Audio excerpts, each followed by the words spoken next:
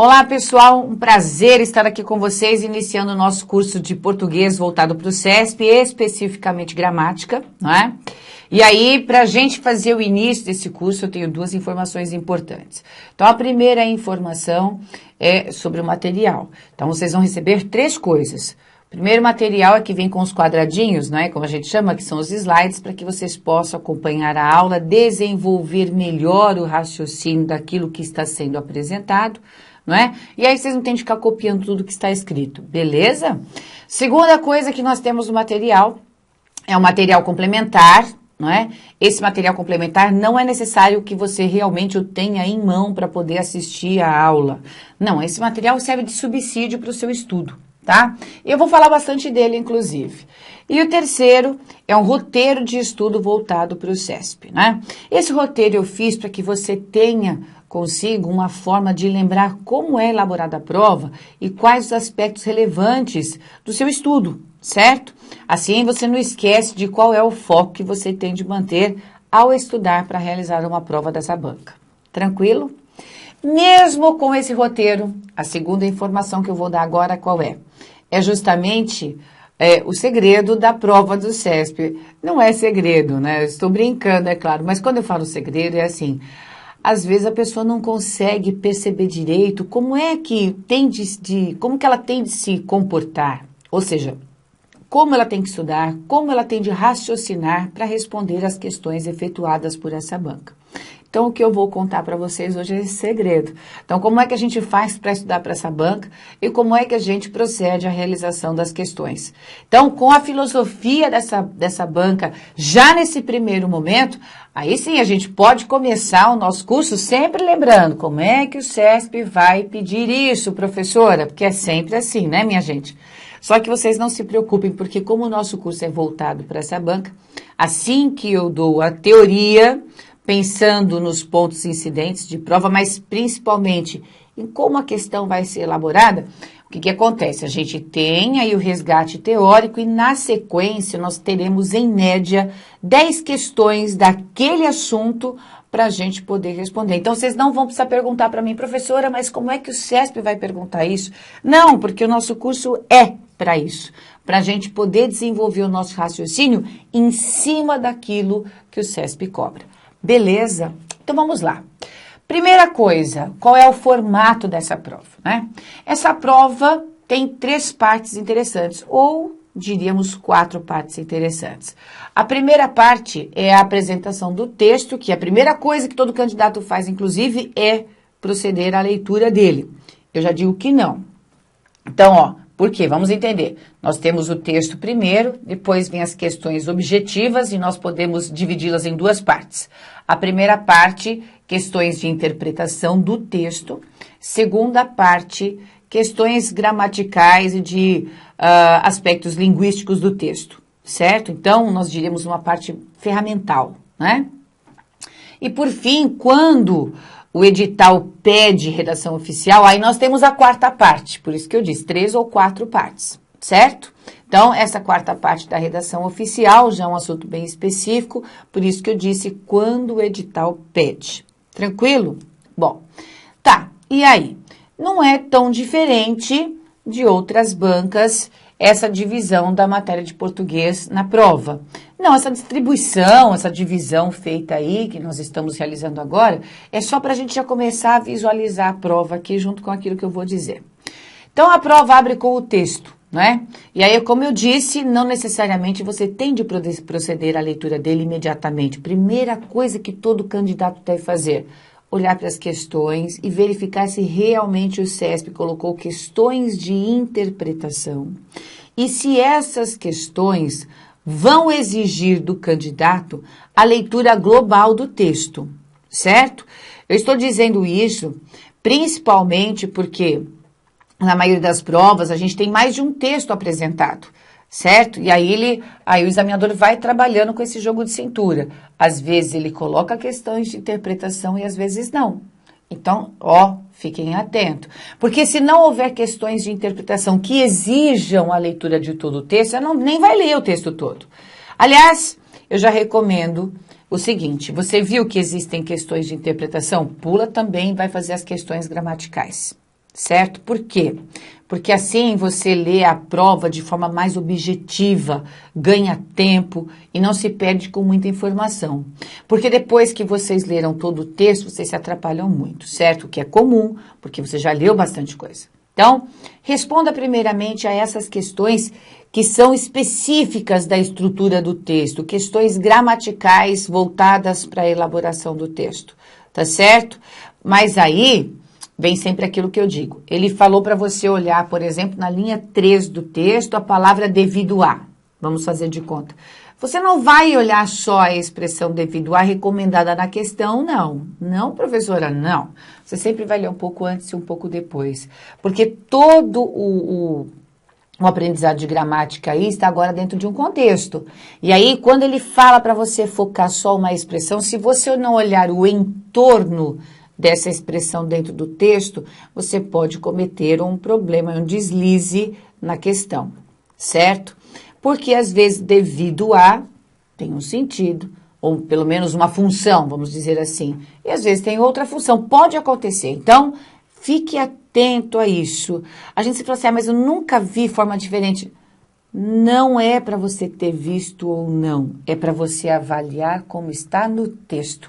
Eu vou mostrar para vocês daqui a pouco uma questão de porquê que trabalha exatamente em cima disso. Então, atente, não confie naquilo, mas eu decorei, esquece isso. Você entendeu como funciona determinada expressão, você entendeu como funcionam algumas normas gramaticais. Isso não significa que aquilo não pode ter uma certa nuance num contexto e outra nuance em outro contexto. Sempre observar, certo? Sempre observar. A não ser que sejam questões muito pontuais, que nós também vamos ilustrar aqui, que você conseguirá responder mesmo sem voltar para o texto. Aí vem sempre assim, professora, eu não consigo, eu preciso olhar para o texto, que eu fico muito seguro. Olha, mas antes de olhar no texto, já raciocine como aquilo pode ser solicitado, certo? Como é que você entende aquilo? Aquilo eu aprendi que é assim. Ok, você já entendeu como que funciona, certo? Então, você só vai ao texto para se certificar, se essa for a sua insegurança, faça isso. Faça, eu recomendo que faça sim.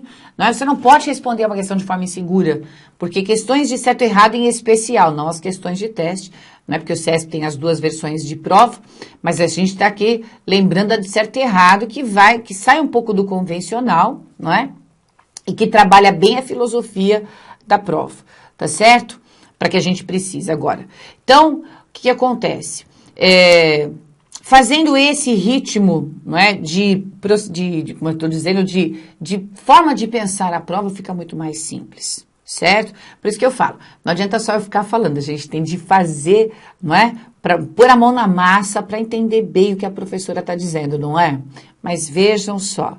Esses são aspectos mais importantes e triviais, tá? Então, nunca lê só o que está sendo solicitado, leia o entorno daquilo que está sendo solicitado, o parágrafo, o período, você vai medir isso de acordo com a pergunta que foi feita, certo? Depois, questões pontuais, você tem certeza, responde e vai embora. Ficou inseguro, eu não confio em fazer isso? Dá uma olhadinha no texto, mas já pensou antes como aquilo funciona, não foi o que eu disse? Foi.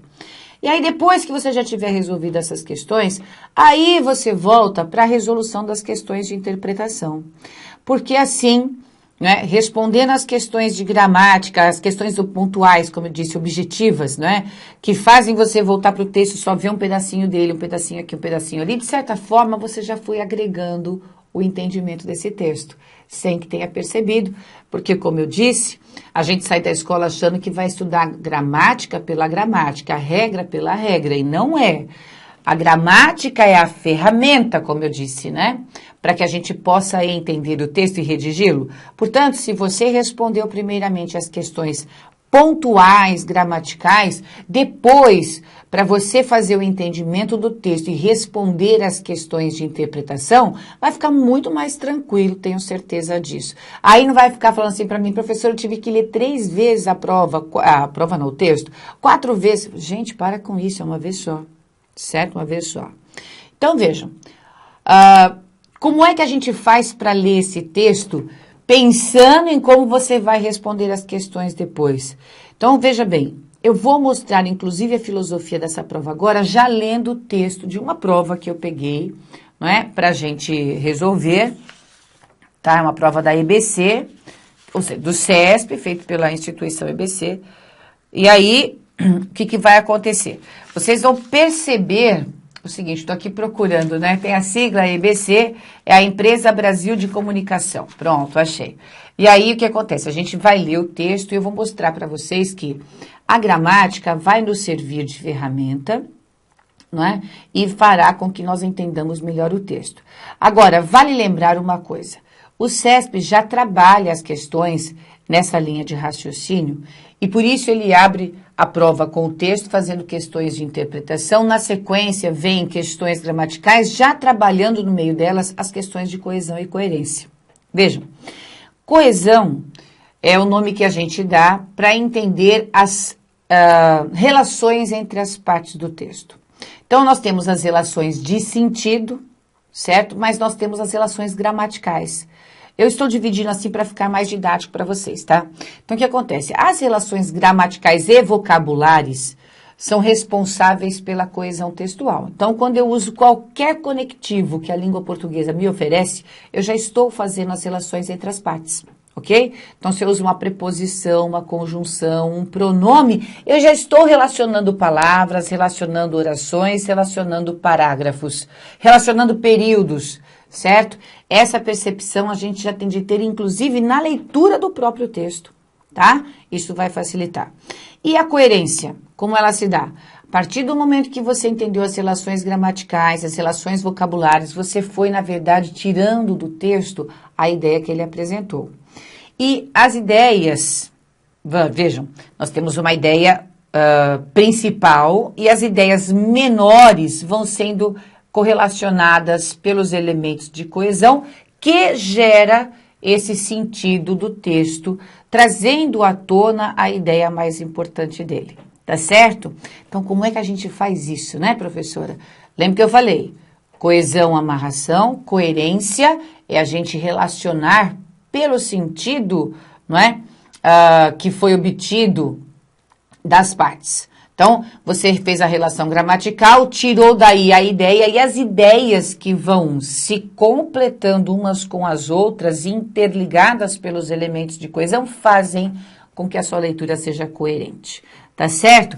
É isso, é isso. Então, vejam aí que eu vou mostrar. Eu vou dar uma ilustração de como a gente procede à leitura do texto para que vocês possam observar como, de fato, a gramática é ferramenta. Certo? Como que ela é ferramenta? É isso. Olha só, o que a gente tem aqui? Vejamos. Aparece aí o texto e ele inicia assim. É inegável hoje a importância das novas tecnologias de comunicação e de multimídia no acesso ao conhecimento produzido em diferentes campos do saber em distintas regiões geográficas. Bom, se a gente continua a ler o texto daqui para frente, sem pensar exatamente no que é que está escrito aí, a gente já começou a ler de uma forma equivocada. Então, o ideal é a gente fazer assim, ó. É inegável, vamos lá, o que é inegável? A importância das novas tecnologias de comunicação e multimídia. Então, a primeira coisa que o texto apresenta para a gente é a importância da tecnologia. Certo? De comunicação e de multimídia, sim, mas é nova tecnologia. É inegável a importância dela, certo? Dessas novas tecnologias aqui. Tá vendo? De certa forma, eu estou fazendo análise sintática, mas estou compreendendo o que está no texto. Perceberam? Aí, vejam, é inegável a importância dessas tecnologias em que? No acesso ao conhecimento. Até a gente sabe disso, de fato, para a gente obter conhecimento, a tecnologia ajuda muito hoje, certo? E aí ele fala de que conhecimento ele está tratando? Do conhecimento produzido em diferentes campos do saber, em distintas regiões geográficas. Então, ele está falando do conhecimento no mundo, certo? Nas distintas regiões geográficas, porque a tecnologia diminui as distâncias, não é assim que a gente fala? Vamos procurar entender o que está por trás daquilo que o autor está falando sempre, né? Quando ele fala diferentes regiões geográficas, é porque, por exemplo, você pode falar com um americano hoje em tempo real pelo Facebook, não é isso? Então, é nesse sentido que a tecnologia de comunicação nesse aspecto da tecnologia de comunicação que pode refletir, então, essa ideia de regiões geográficas que o autor colocou aí. Entendido? Bom, então vamos lá. Esse acesso, olha, esse com 2 S's é um pronome demonstrativo que a gente usa sempre para resgatar aquilo que já foi dito no que diz respeito à coesão textual, certo? No aspecto, veja, eu estou me reportando aqui ao aspecto do demonstrativo em relação à coesão textual, certo? Dentro do texto, a costura que ele faz é essa. O pronome esse, isso, essa, esses e essas, que tem os 2 S's aqui, vão sempre resgatar. Isso já me dá um indício de que a palavra acesso ou a ideia da palavra acesso já foi mencionada no texto. E aí eu lembro, ó, esse acesso tá aqui. É esse aqui, ó. Esse acesso é importante para que as pessoas conheçam as decisões, as versões e as opiniões em diferenciados campos do saber e sua produção. Então, vamos entender a ideia. Até aqui eu entendi a coesão. Ele está falando do acesso ao conhecimento, não é? Em diversos lugares do mundo, certo? Esse acesso ao conhecimento se dá pelas novas tecnologias, aí o papel importante delas, certo? E a partir do momento que a gente tem acesso a esse conhecimento, nós tomamos consciência, né? Conhecimento especificamente de decisões, versões e opiniões no campo do saber, inclusive da sua produção, ou seja, da produção desse saber, porque o sua também é um elemento coesivo, é um pronome que faz a relação entre a produção, não é, e o saber, certo? Então, a produção desse saber. Com isso, minha gente, o que a gente vai entendendo? Que nós vamos criando pontos de vista inteligentes. Vejam, porque a gente só passa a ter opinião a partir do momento que a gente tem conhecimento de causa. Então, se eu tenho acesso ao conhecimento, certo? Se eu tenho acesso ao conhecimento e as diversas visões sobre esse conhecimento, sobre esse determinado assunto, então eu sou capaz de criar o meu, certo? Continuando. A quantidade de conhecimento, vejam aí a palavrinha conhecimento se repetindo, para mostrar que o assunto principal do texto é esse, não é? Se ele não para de falar aquela palavrinha, ele não para de repetir. Então, vejam, a quantidade de conhecimento produzido, seja na medicina, seja na física nuclear, seja na história, e sua disponibilização, permitem com que critérios de seletividade, com a utilização das redes telemáticas, as pessoas tenham potencialmente acesso a essa produção. Olha lá a palavrinha produção, lembra do conjunto? Essa produção. Tá aí, ó, ele retomou produção, que é a produção do saber, a produção do conhecimento. Então, essa quantidade de conhecimento produzido, que nós vamos tendo acesso pelas novas tecnologias, não é? Vai trazendo para a gente um conhecimento potencial, não é? Aliás, um acesso potencial dessa produção e um conhecimento interessante, certo? A gente vai criando o nosso saber. Isso é importante? Vejam, agora que ele está perguntando, o que esse isso reflete? Tudo o que ele disse aqui. E o que ele disse no primeiro parágrafo, o que ele falou de importante aí é a importância das tecnologias no acesso ao conhecimento e sua produção. Não foi isso? Foi isso. Olha só como eu consegui resumir o texto. Não é porque eu sou sábia, é porque eu li o texto percebendo os elementos de coesão. Certo? É isso. Olha lá, as palavras que vão se repetindo e os pronomes aqui que vão trazendo para a gente as relações entre as partes textuais, ok? Agora o isso resgata tudo que foi dito no primeiro parágrafo perguntando, isso é importante? Parece que sim, porque as descobertas científicas, as interpretações históricas, os eventos que isso suscita e as opiniões sobre eles quem? Sobre os eventos, não é isso? As descobertas científicas, as interpretações históricas, enfim, a partir do momento que você tem o conhecimento, certo? E justamente as opiniões sobre esse conhecimento, sobre esses dados, Em um mundo também potencialmente globalizado em seus aspectos econômicos, políticos, culturais e midiáticos, então os aspectos do mundo globalizado, certo? Interessam as pessoas que deles receberão efeitos. Deles quem? Ora, desses aspectos aqui do mundo globalizado. Vejam, nós vivemos num mundo, não é? E desse mundo nós recebemos os seus efeitos. Se os seus efeitos, não é, forem baseados em aspectos econômicos, políticos, culturais e midiáticos, não é? Porque são aspectos que nasceram de opiniões e pontos de vista, então eu faço parte desse conhecimento global, certo? Porque eu recebo efeito dessas opiniões geradas por meio do conhecimento. Ao mesmo tempo, as decisões políticas próximas ou distantes, públicas ou secretas, terão efeito na vida do mais remoto e pacato cidadão de distantes regiões e diferentes mundos culturais e sociais. E não é assim mesmo, gente? Nós vivemos aqui no Brasil e nós temos com certeza a influência, por exemplo, da China, influência dos Estados Unidos, influência do mundo europeu e etc. Se a nova tecnologia vem e me traz acesso a um conhecimento, junto da produção desse conhecimento e as diversas opiniões que foram geradas desse conhecimento, a partir desse conhecimento, então eu faço parte, não é, desse grupo que tem acesso a esse conhecimento e que tem suas opiniões, porque eu também terei as minhas. Não é? E terei condições, com base no conhecimento, em verificar as opiniões importantes e entender por que certas tomadas de decisões políticas também podem ser corretas ou não.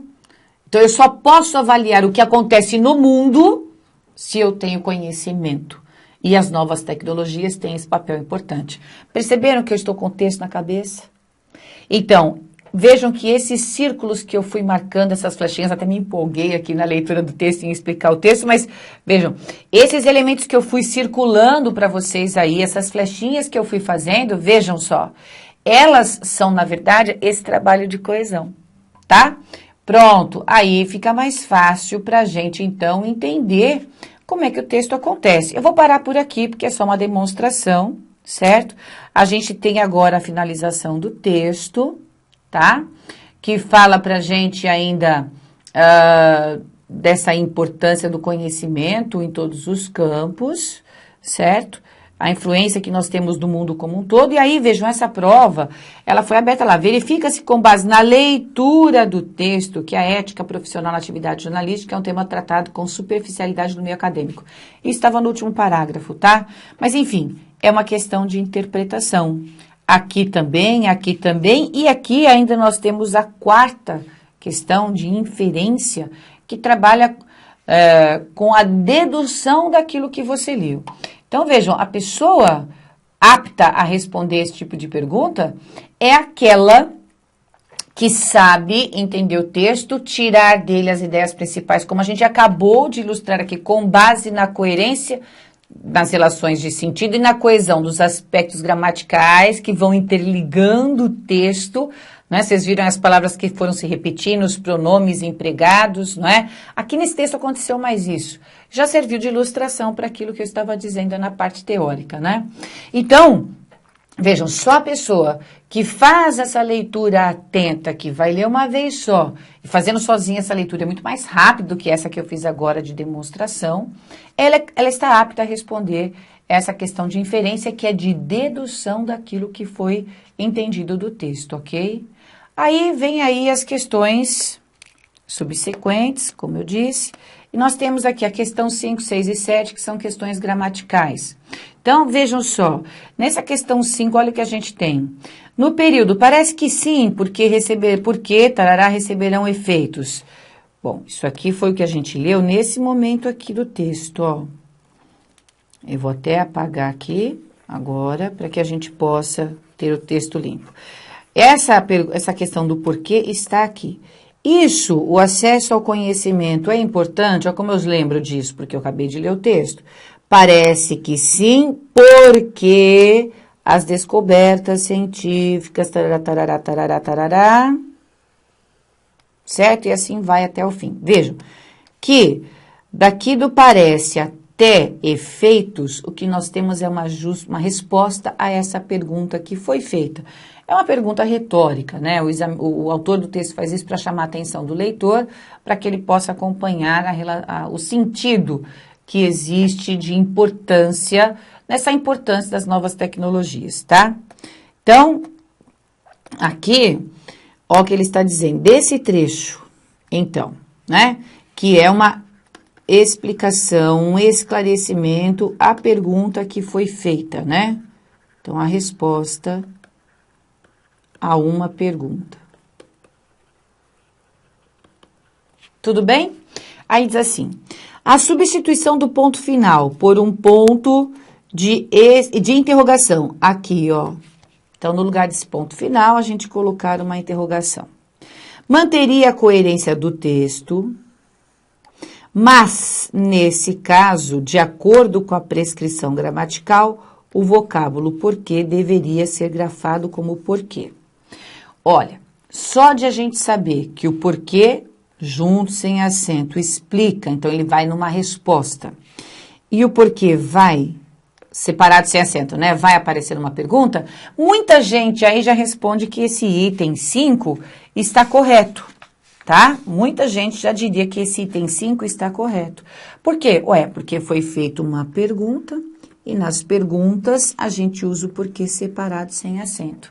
Não é verdade? Em relação ao aspecto gramatical, isso é uma verdade. Agora, observem, ele diz que essa substituição do ponto final por uma interrogação manteria a coerência do texto. E isso não é verdade. Tá vendo? Não basta decorar a regra. Eu tenho de saber para que ela serviu. Para que o autor usou esse porquê? Qual foi a ferramenta, o intuito dele? Vejam, isso aqui não era a resposta a uma pergunta, não era uma explicação. Se ele estava respondendo a uma pergunta, se era uma resposta, e eu transformo a resposta a uma pergunta já feita no texto em outra pergunta, então isso não mantém a coerência do texto, porque não fala da importância mais que o acesso ao conhecimento tem para as pessoas que sofrem os efeitos das opiniões criadas pelo conhecimento produzido. Entendido? Então, pronto, aí vocês acabaram de ver uma questão que vai trabalhar nessa linha que eu disse a vocês, certo? Aqui, depois nós temos um outro texto, desta mesma prova, vem questões de interpretação, e aí essa sequência de questões, veja, para a gente ilustrar aqui o que eu havia dito para vocês, são questões que podem ser respondidas sem que nós tenhamos necessariamente lido o texto. Vejam, eu quero dizer sem voltar ao texto, não é nem ler, é voltar. A substituição dos dois pontos empregados logo após comunicação pelo vocábulo pois alteraria o sentido original do texto, certo? Então, essa daqui, como eu falei, normalmente, é o que você tem que pensar, dois pontos servem para que nós possamos substituir pelo pois. Por quê? Porque o pois é explicativo. E os dois pontos, muitas vezes, são utilizados para explicar. Então, olha o que eu estou fazendo. Eu estou primeiro pensando na teoria para depois me certificar com o texto, não é isso? Tá. Só que ele também pode ser conclusivo. E disso eu não posso me esquecer. Como existem duas opções, esta pergunta não pode ser respondida sem o texto em si, certo? É o que eu falei, aqui nós temos exemplos, mas continue aí. Então, eu tenho exemplos ou de explicação ou de conclusão. Como ele tem os dois aspectos de explicação, de conclusão, e os dois pontos têm como base explicar, então eu tenho de verificar como isso vai acontecer no texto. Então, essa pede para que a gente verifique, porque ele diz que altera o sentido original do texto. Vejam, se os dois pontos estiverem explicando e o pois for utilizado como explicativo, não há por que alterar o sentido do texto. Beleza? Então, essa nos faz voltar. Na 13, o trecho. O sujeito tem postos diante de si apenas caminhos já prontos, sem possibilidades de mudar o que lhe foi ofertado. pode ser resumido com correção gramatical da seguinte forma. Aqui eu não vou precisar voltar para o texto. Ele cita o trecho, põe a linha e muita gente volta lá para o texto. Não precisa voltar. Ele citou o trecho todo e quer um resumo gramaticalmente correto, não é isso? Então, como é que você faz? Isso aqui é reescritura de frase, não é? Se o trecho todo já foi posto, vai citando as partes. Vejam, caminhos prontos, tem lá. O sujeito tem posto diante de si apenas caminhos já prontos. Então, eles já estão prontos, são caminhos prontos, ok. Se esse sujeito tem esses caminhos já prontos postos diante de si, certo? Então, vejam, esses caminhos prontos são colocados diante do sujeito? Estão lá diante dele, né? Estão diante dele, então, diante do sujeito, está perfeito, ok? Sem possibilidades de mudar, certo? Sem possibilidade de mudar o que foi ofertado a ele. Vejam, sem que lhe seja possível mudá-los, que são aí os caminhos prontos, não é isso?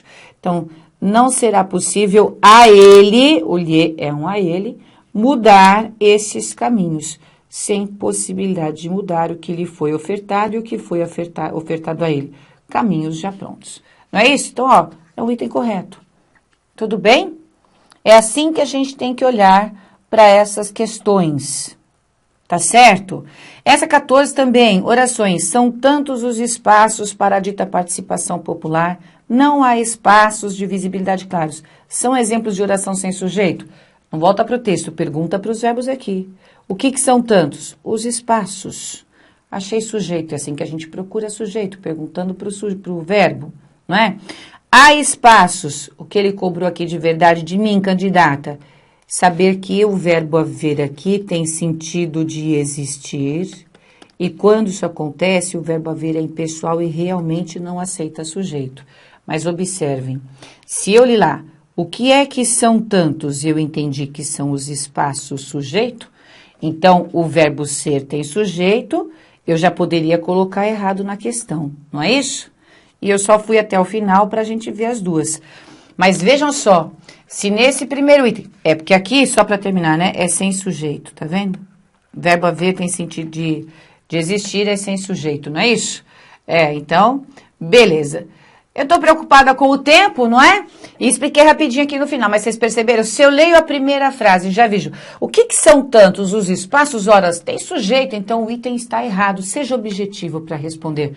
Mas vocês estão percebendo que ele vai fazendo a gente voltar para o texto para observar alguns itens e outros não. Mas é o que eu falei, sentir segurança, volta. De qualquer maneira, se a gente vai respondendo as questões gramaticais primeiro, vai ficando mais fácil depois de interpretar o texto. Agora, quem lê com coesão, não é? Como eu fui fazendo com as flechinhas, voltando aquelas palavras, gente, fica muito mais fácil. A filosofia dessa prova é essa, que você tenha a leitura dessa maneira do texto, para que você depois possa responder as questões com tranquilidade, certo? E as questões gramaticais vão puxar de você, sim, aquela base gramatical de português aplicada ao texto. Viram aquela questão do pois, por exemplo? Aquela questão do pois faz a gente voltar ao texto, porque eu tenho de ter um conhecimento prévio de que o pois pode ter os dois valores semânticos, certo? Então, aí eu teria de voltar ao texto para ver a função dos dois pontos, para ver se o pois se encaixaria realmente ali e assim por diante, e se isso alteraria o sentido do texto. Beleza? Meu tempo esgotou, mas a gente compreendeu aí a filosofia da prova, não é verdade? Então, gente, até o nosso próximo encontro.